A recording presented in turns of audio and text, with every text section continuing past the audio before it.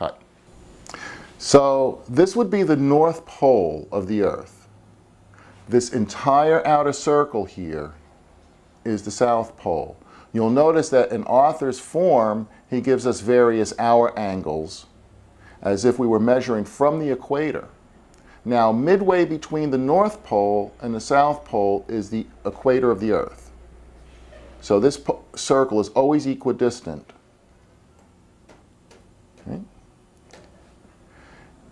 The line from the North Pole to the South Pole and back up again here is the meridian axis, or the meridian great circle. And here a great circle is a straight line because it's bisecting both poles. The Z is the zenith, or place on the Earth. So here, this is Arthur's chart. He was born in New York City, so if we count up from the equator 10, 20, 30, 40 degrees and a little change north, this would be his zenith and the meridian axis. And a great circle is drawn from that zenith at right angles called the prime vertical.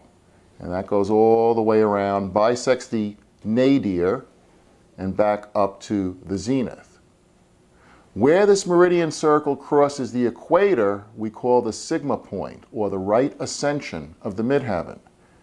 The meridian axis is at right angles to the equator at all times, no matter where the meridian is in the world. Where it crosses the ecliptic, we call the midheaven. Now, the midheaven is the highest point in the sky that the ecliptic reaches in a given day, or the sun will reach in a given day at that degree.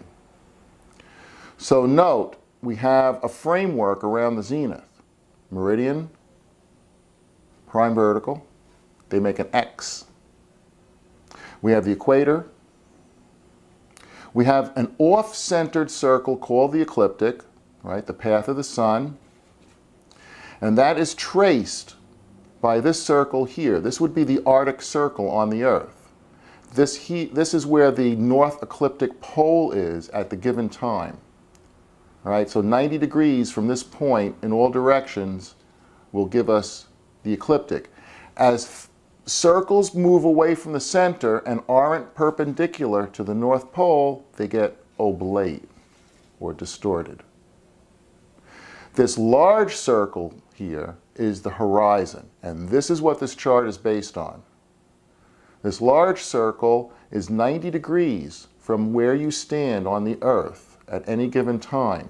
It's your own personal view of the cosmos. So note, a few things are shown here. One, where the ecliptic crosses the equator, we have the cardinal axis. And Arthur did this chart as a sidereal chart. He was a Scorpio, but all these factors are in Libra, as it is precessed backwards from his perspective. We also get where the ecliptic crosses the horizon down here in the east. Here's the east over here, right? We have the ascendant and descendant. Here's the ascendant, right, where the ecliptic crosses the horizon, and the descendant, where the ecliptic crosses the horizon. These are nodes. Any place that two great circles cross is a node.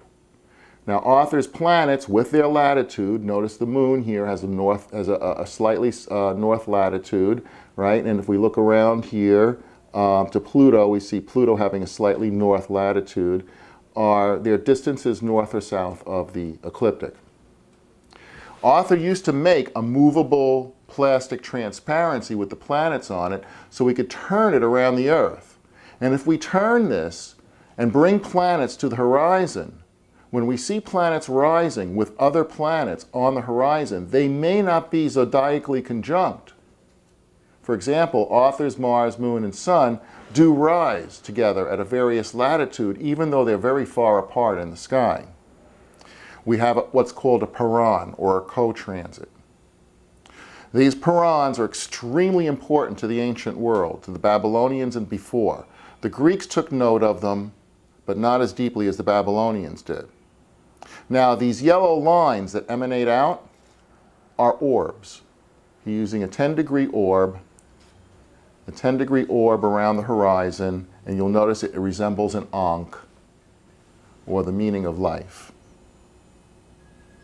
Now, where the ecliptic crosses the prime vertical, in the west is the vertex. Where the ecliptic crosses the prime vertical in the east is the anti-vertex.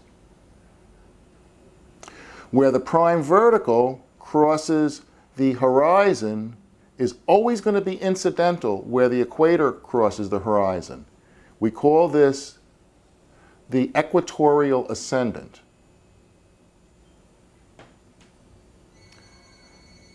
Now, as planets rotate, as this celestial sphere turns, it's all rising here, culminating, and then setting. We could have fixed stars anywhere in the sphere that are way off the ecliptic, and they will rise, culminate, and set in different patterns with the natal chart. These Paran risings and settings were very important to the Babylonian astrologers. So this is a three-dimensional horoscope based on the horizon. Our normal horoscopes are a two-dimensional representation based on the ecliptic. Everything can be determined in an orthodox horoscope in this. Houses can be put in. We could extend factors from either the north ecliptic pole out to have a pizza pie type chart around the circumference. We can put a map of the Earth in here and turn the celestial sphere, therefore creating a new kind of astrocartography where we look for parallels over physical places in the Earth. We can also look very closely by changing the north and south component at places in the Earth where various natal factors will support, rise, and set with each other to create different experiences, much different than an astrocartography. Arthur's work was wide. This chart tells a lot more than I can explain in these few minutes. I hope that you understand this and have fun. You'll see this chart more and more in the future. Astrolabe produced a version of it with their old program print wheels, but it will be coming into the chart wheels package at some point, and perhaps the Australians will pick up on it and put it into the Solar Fire package. Thank you for observing this. You're getting a good basis of how great circles begin to work and the rudimentaries of three-dimensional astrology. Astrology has not really changed in the last 1,500 years. Only in the 20th century has true technological development gone on. Everybody thinks psychological astrology is the modern form in the future.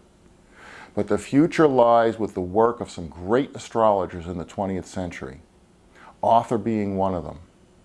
This form will be seen in the future. It is the direction that astrology will be moving. Thank you very much for observing, and I hope you have a great time and a great day.